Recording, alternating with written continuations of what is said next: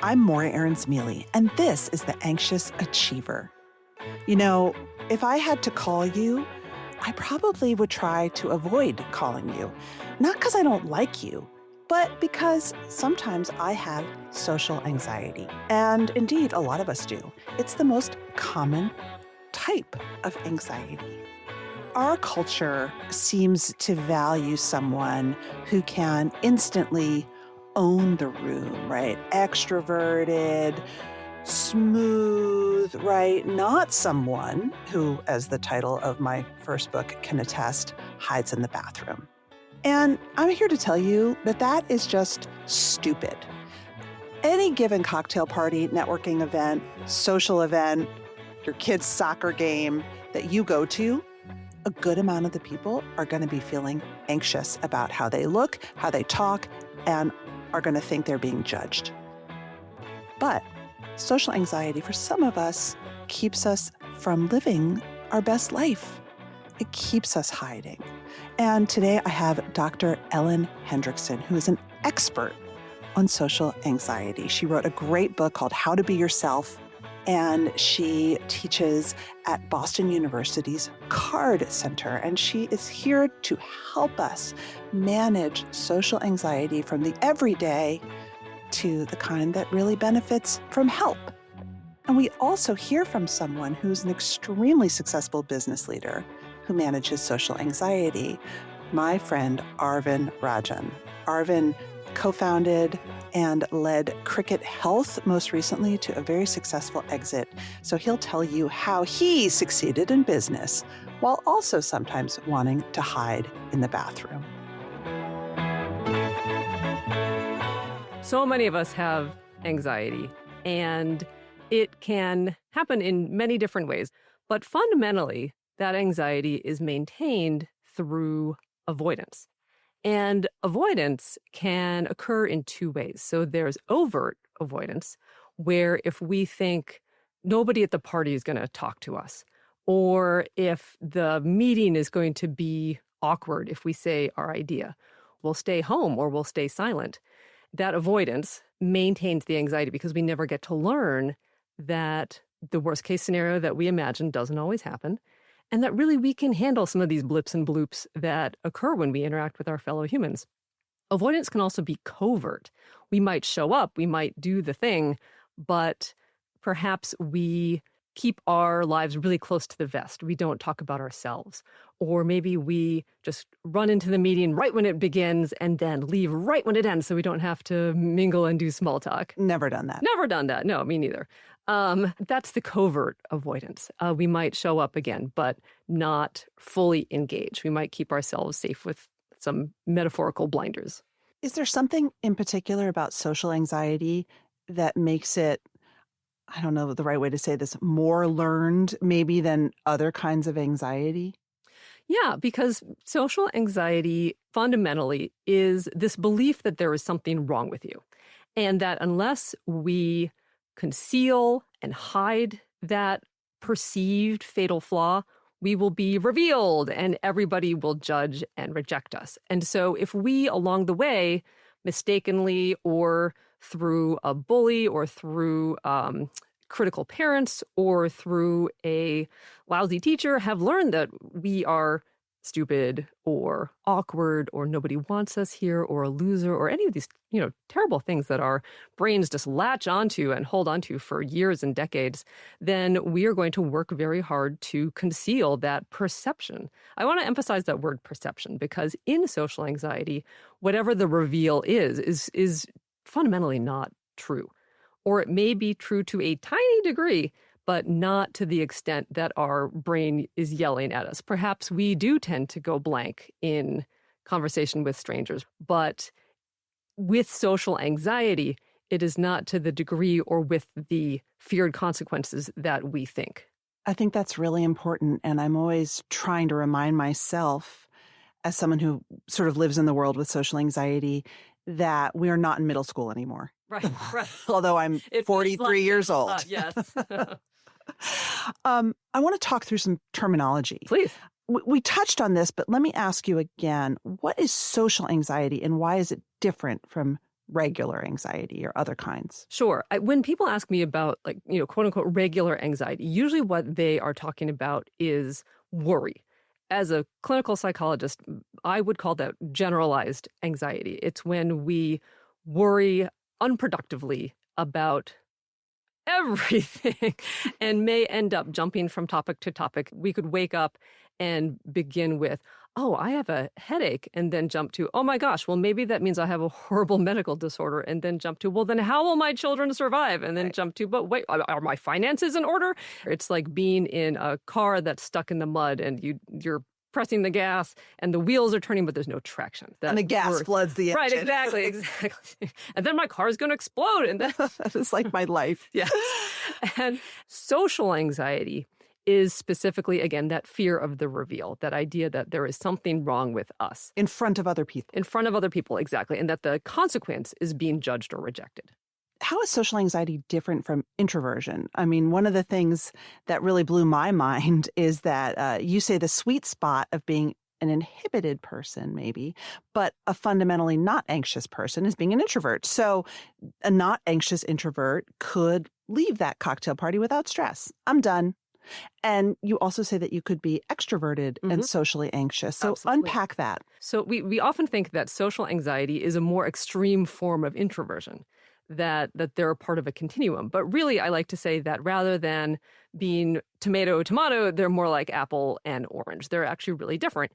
And that is because introversion is a personality trait. That is something that is baked in. It's just who we are and can't nor should be changed. And being an introvert is primarily about the level of stimulation that you are able to handle. Introverts have a lower threshold for overstimulation, and so therefore often prefer smaller groups or hanging out one-on-one. They might feel overwhelmed by like loud noises and lots of chaos all around them.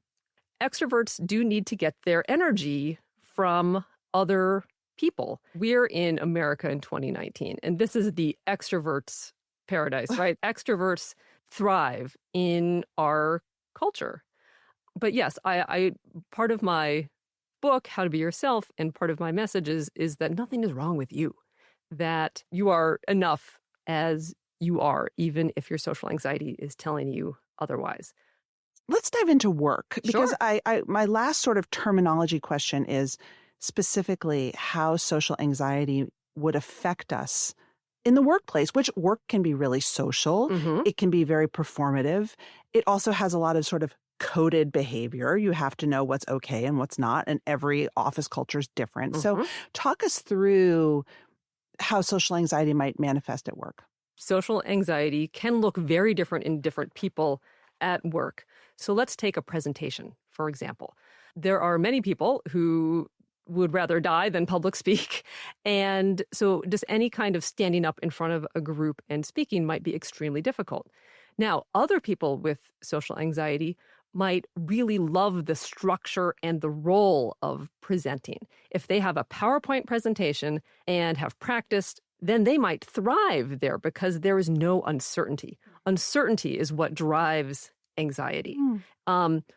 Imposter syndrome is also I call imposter syndrome essentially social anxiety when it goes to work or school, because there is often this fear of the reveal of they're going to find out I'm incompetent.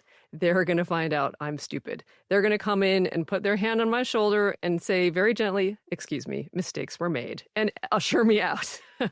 and so that sense of having to hide and conceal and overcompensate for a perceived, and I'm always going to say perceived, deficit is social anxiety at work. So that sense of I don't belong here, or I'm a stranger in a strange land, or I don't know how this works. But that sense of wearing a professional version of ourselves is a short step away from putting on a mask, which is to conceal those perceived flaws, right? So it's a quick pivot from professionalism to social anxiety.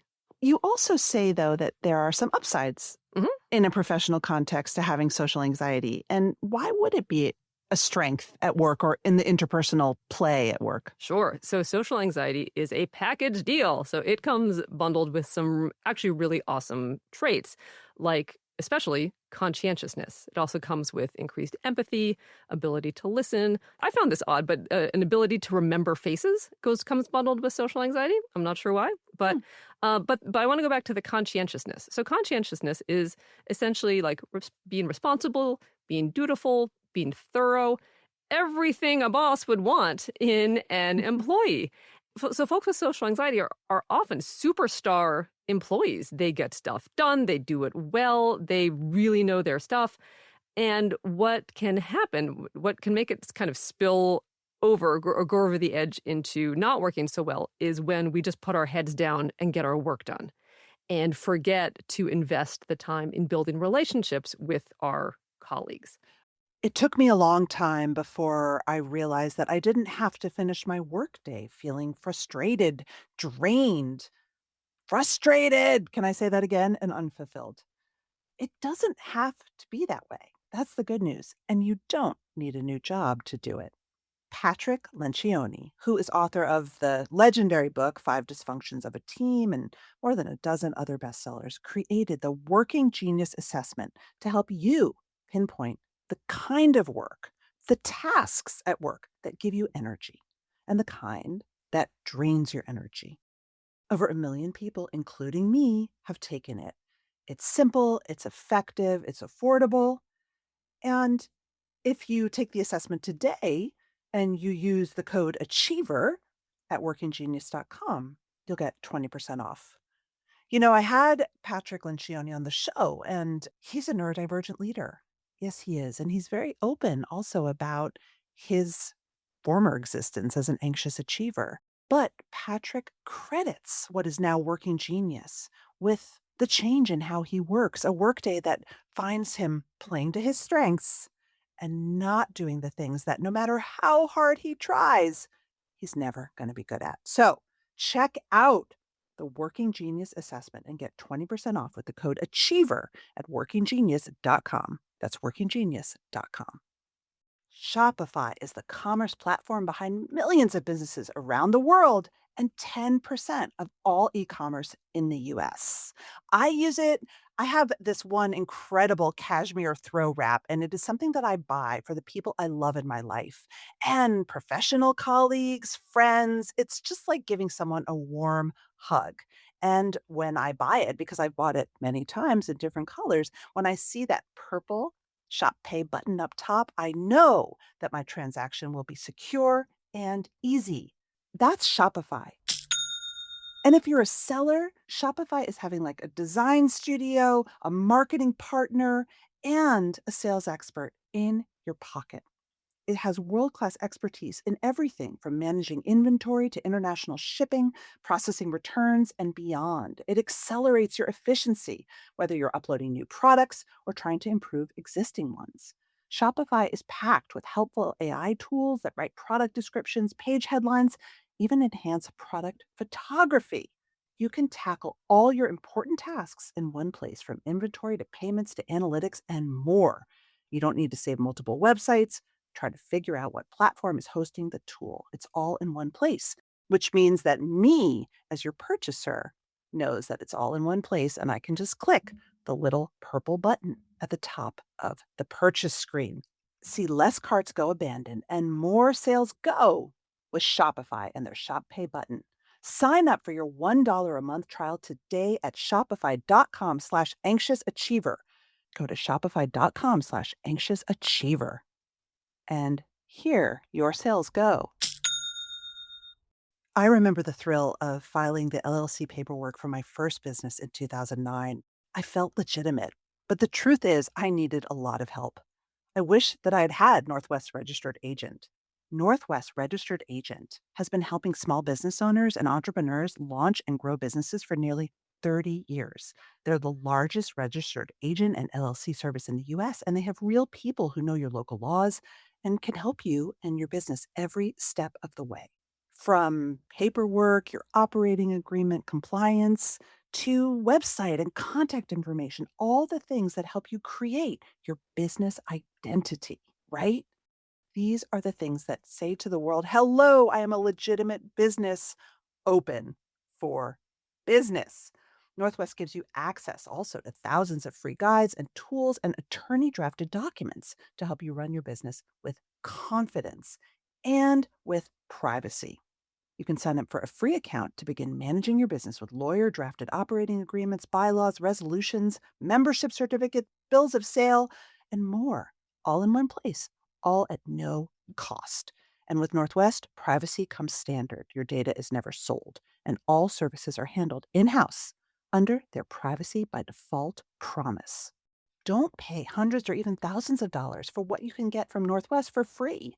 Visit northwestregisteredagent.com/achieverfree and start using free resources to build something amazing. Get more with Northwest Registered Agent at northwestregisteredagent.com/achieverfree. I think that's really important considering the leadership culture we live in. And I just wanted to throw in a personal tip, which for me was unexpected. When I first began giving sales pitches and presentations, I was terrified. I was, oh gosh. But when I nailed my first one, the love and the respect that I got was like a drug. That's super reinforcing. Yes. And I am extremely introverted. I am very anxious. But what I have learned is that when you put the work in, plus practice, the love that you get and the respect from being out there feels almost good enough to compensate for the anxiety. I agree. Do you agree? It's what, whether it's external or internal, whether you get the external, Correct. you get the love or you get the respect or you get the professional advancement, I think, yes, absolutely. You can ride that wave and be like, okay, that's why I did this. And there's also, I'm sure it existed for you, this little voice inside who's like, oh, I did it. I could do it. I pulled it off. Yep. That was amazing. And so there's this satisfaction as well and this growing confidence that makes it worth it. So for instance, we often feel like we have to feel like doing something before we do it. We feel like going to the gym. Yeah, like we have to feel like we really want to do this workout before we do the workout. We have to feel like we are inspired before we sit down and work on our great American novel. And in fact, what really happens is that we need to reverse those things. We can lace up our shoes and go to the gym and say, ugh, I'm just going to be here for 10 minutes. But once we get started, often the momentum takes over and our motivation and our mood catches up. We're like, oh, okay, well, now that I'm here, I might as well, stay for the rest of this class. But how does that translate into a leadership situation where, I don't think anyone ever says, I'm ready to be a leader. No. Today, I'm going to be a leader. But, you have to run a staff meeting. Right. You are terrified. It triggers every little bit of social anxiety. What do? How do you get prepared? Fake it till you make it, right? So, okay, well, all right, that's I don't want to be glib about it. So, but part of it is fake it till you make it. So to know that you don't have to feel confident before you do something. And is preparation key to that? I think there's two mechanisms working here. So I think one is we often feel like we have to feel confident. We have to be ready before we can go in and give that presentation. And I think the point at which that becomes counterproductive is where we are preparing or over-preparing only to tamp down our anxiety. If it's the equivalent of those spinning wheels in the mud, right? So I think there's two things. One is, yes, absolutely prep until it feels right, until you feel, quote unquote, ready, but you don't have to not be anxious. You can still pull out a stellar performance with some anxiety. Those two things are not mutually exclusive.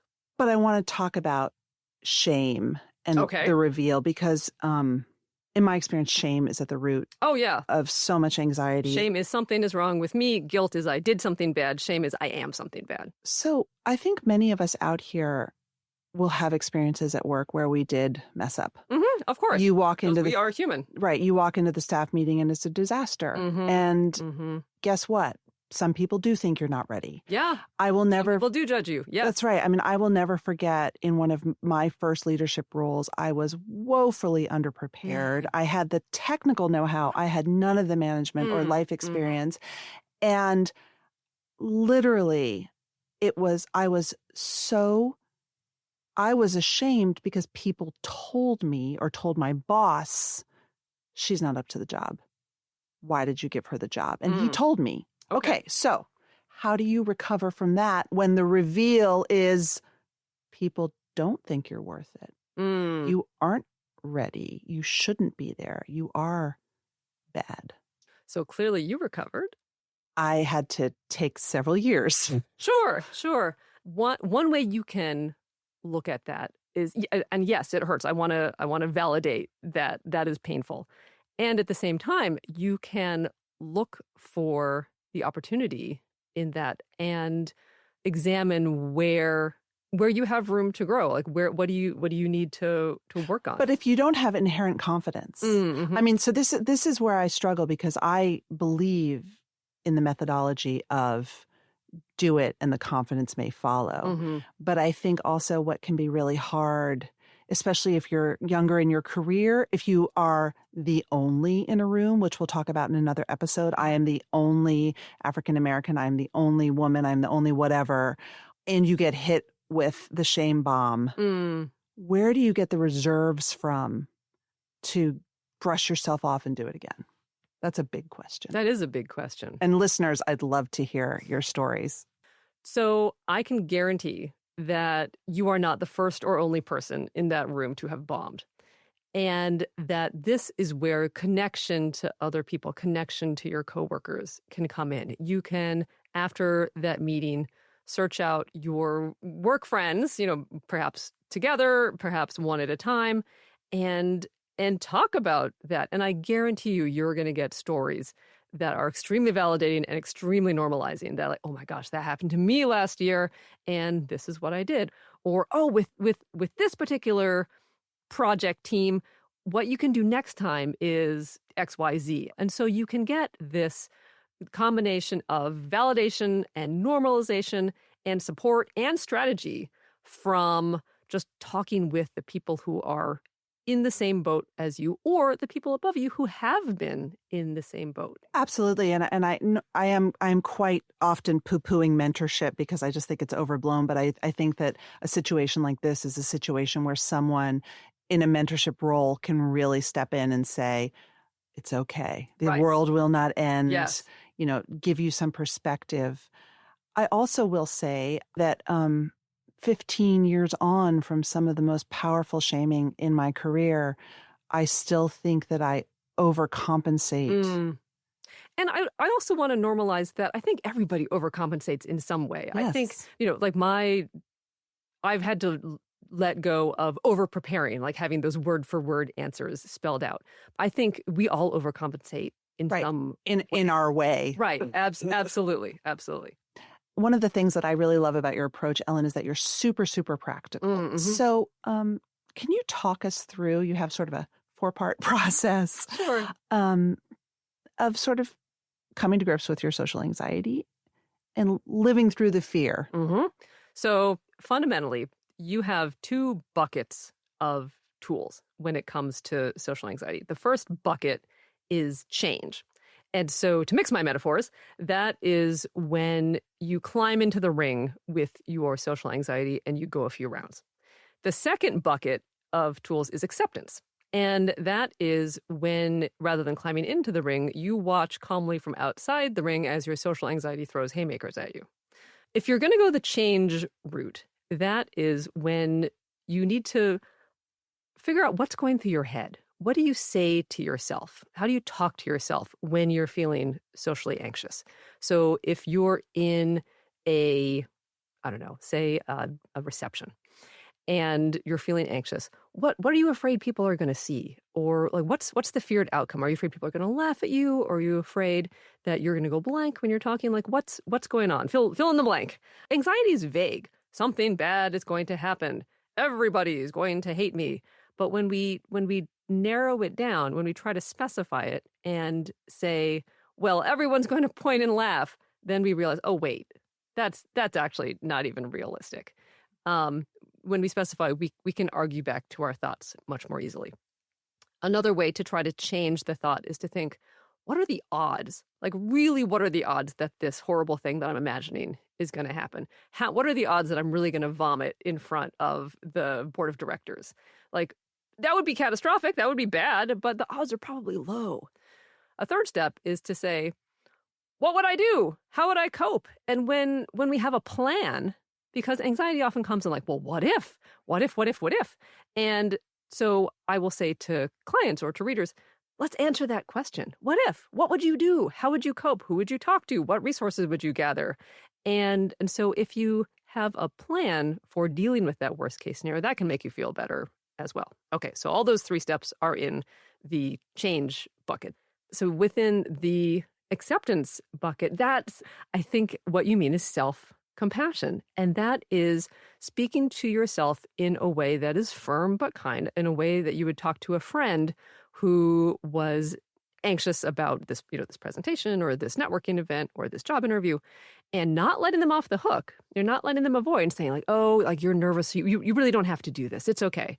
But to say the first few minutes are the hardest. Last time you did this, you felt great afterwards. Just give it a try, see how it goes.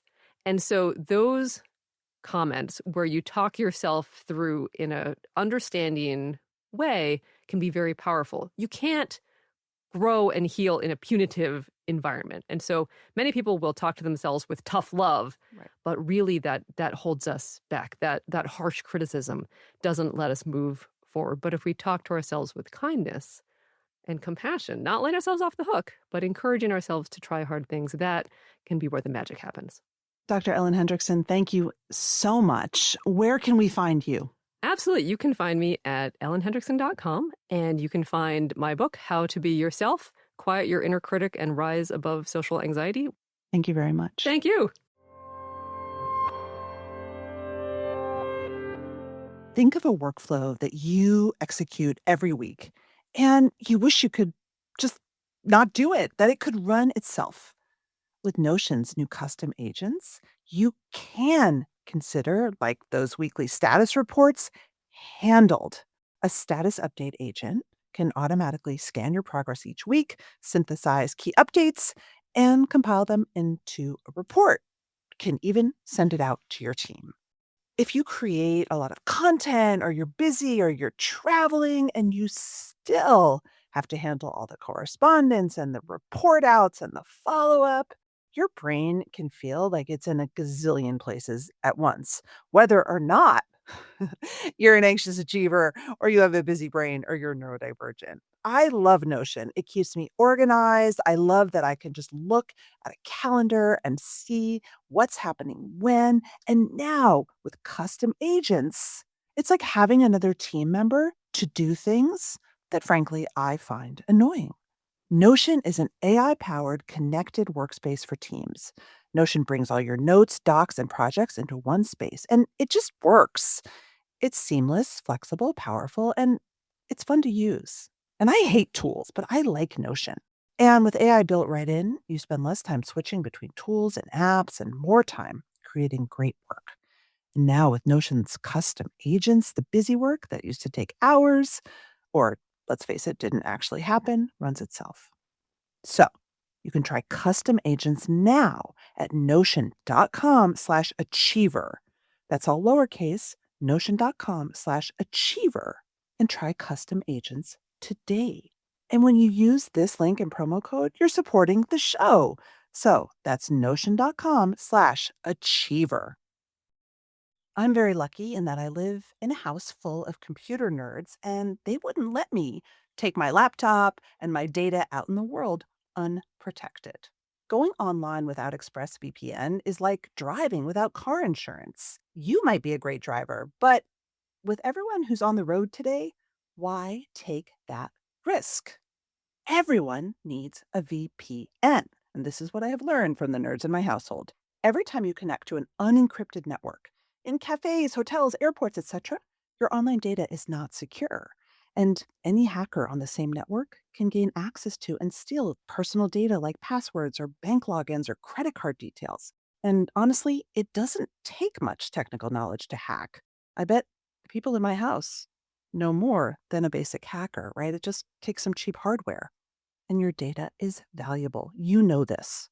ExpressVPN stops hackers from stealing your data by creating a secure, encrypted tunnel between your device and the internet. It's the lowest price ever. Plans start at just $3.49 a month. That's only 12 cents a day. And it's super secure. It would take a hacker with a supercomputer over 1 billion years to get past ExpressVPN's encryption. Secure your online data today by visiting expressvpn.com/achiever. I use it and you should too. That's expressvpn.com/achiever and find out how you can get up to 4 extra months at expressvpn.com/achiever. This isn't something I talk about often, but I am a digital data nerd. Nothing makes me happier than looking at marketing data. It really helps when you want to take your business to the next level.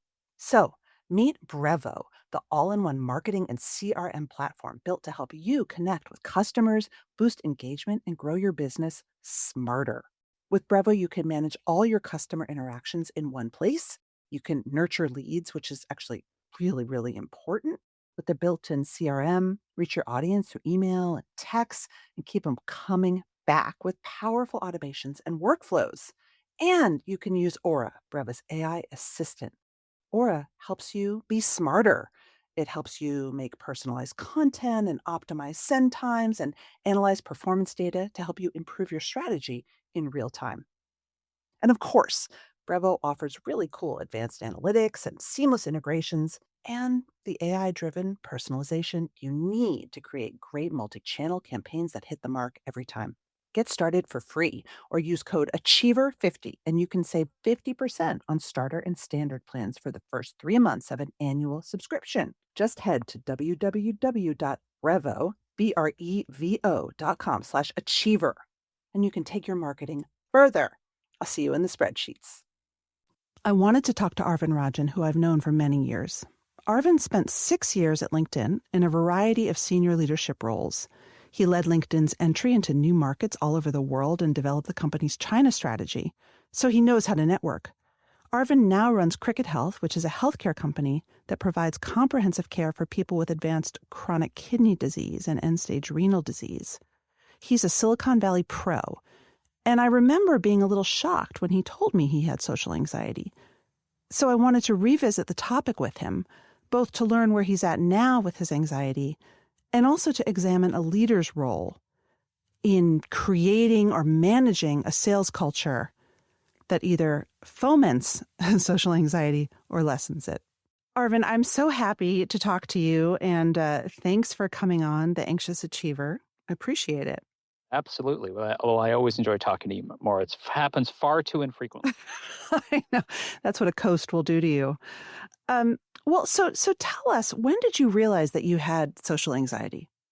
It probably was pretty late in my life. I never really thought much about it until my mid 30s or so, when I finally realized that the level of anxiety I was feeling in certain situations just wasn't what most people experienced. I mean, it's not like I didn't know I was uncomfortable in certain kinds of situations, but I'd never really thought much about it beyond that makes me uncomfortable. And I think it was probably sometime in my early mid 30s maybe, when it finally occurred to me that it was anxiety that I was experiencing. Was there a specific situation that pushed you over the edge or a feeling that pushed you over the edge? Well, I distinctly remember an event that made me realize, wait a minute, what I'm doing is not the norm, which is I remember going out to a conference. This was, I think, sometime in my early 30s, maybe. I flew from DC to Phoenix, and it wasn't a speaking opportunity. It was more like an industry networking event. Right. I drove to the event. I walked in. I stayed for like 10 minutes, and I just left and went back to the airport and flew home. And I realized, okay, wait a minute, this is not really productive. This is not a good use of my time as a CEO. Not a good use of my time or our company's money either. I have done that. To be honest, in fact, I remember that very distinctly because I remember after getting back saying, I'm not even going to submit an expense report for this. I'm just going to eat the cost for this myself because I just can't justify spending company money on essentially wasting 2 days. So what did you do then? Like you thought, okay, this is a pretty extreme example. Now what? Well, at the time, what I did was I just said, you know what, I just have to force my way through it. I would, still go to these kinds of events and essentially try to muddle my way through, feeling uncomfortable, feeling I wasn't doing a good job, and feeling bad about myself and that I was failing as a leader. Hmm. And I think it was only in a few years later, and actually my early 40s, when it finally hit me that, wait a minute, I could do my job without doing these things. I guess at that point I'd finally realized I was still reasonably successful professionally. So clearly there's something that was allowing me to succeed. And I made the decision that, you know what, I'm going to optimize at what I'm good at, and just the things of my job that I'm not particularly good at, I'm just not going to do them because I don't think they make that big a difference. I had no problem going out there and speaking in front of a conference of like thousands of people. I had no problem in business meetings. But if it was going to a reception of people I didn't know after one of those conferences, that's the situation that I would freeze up in.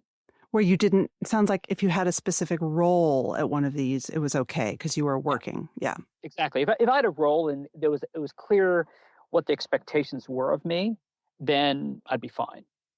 But if it was anything other than that, where it was just sort of milling around, trying to go up to people and talk to them, or trying to insert my way into a group of people who were already talking, that's the situation that would fill me with sort of extreme anxiety, sweaty palms, just feeling really just awful. I'm sure there's many listeners out there nodding their heads. It strikes me that probably this was the same time that you were working at LinkedIn, a company based on networking, and entering literally you physically, probably traveling and going into new markets abroad, having to meet new people. What was your trick if sort of networking events weren't your thing when you literally had to go into a new market? Well, what I realized was, in fact, networking events were not really necessary for me to do my job. I was flying all over the world. I flew hundreds of thousands of miles a year, meeting thousands of people in different countries. And, a lot of those were going to meetings with companies, with individuals, doing interviews. Again, those were fine. And there were some situations where I could have gone to networking events. But I finally realized that I don't really need to go to those. I mean, at the end of the day, I don't think it was necessary for me to be there to make myself successful or make LinkedIn more successful. What would your advice be, though, to that person who's maybe, 10, 15 years behind where you are at and really feels the pressure to get out there, but also the anxiety? How do they decide what's worth sucking it up and saying yes to, and when they can say no? I do think it really does come down to really understanding for any job that you're in, what are the real keys to be successful, and finding ways of getting there without putting yourself in situations where you're going to fail. And maybe it may mean that certain jobs are not right for you. I mean, if you hated public speaking, you're not going to get a job as a public speaker. I mean, that'd be a bad choice to make. And so what I would say is it really comes to better understanding the role. And in the end, like all of us in any business kind of role are always pulled in a million directions. There are always more things you can do to drive your company forward or drive your career forward. And it really helps to pause and think thoughtfully about what's really going to be important for you and how do you put yourself in situations where you're going to succeed. Often when people are in junior roles in a larger organization, I always tell people one of the great things to do is to get an understanding from your boss of what his or her hardest problem is, and yourself on tackling that problem. And you're saying just ask, be honest about it.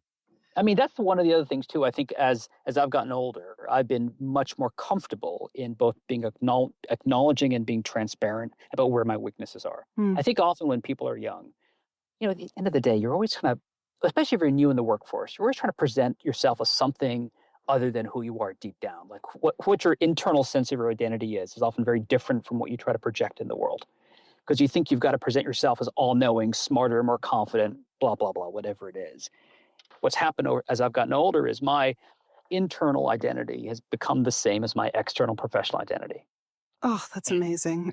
And I think that's helped me be more productive and has helped be more successful in the end, because I think when people in organizations follow leaders, I think one of the things that makes leaders most effective is if the people below them feel they're being authentic. And it's hard to be an authentic leader if your identity that you're presenting to the world is different from who you are. It's funny because when we spoke a few years ago when I was doing my book, and you sort of changed my life because you said, you touched on what we're talking about now, but you said two things. One is you quoted someone you had worked with at LinkedIn.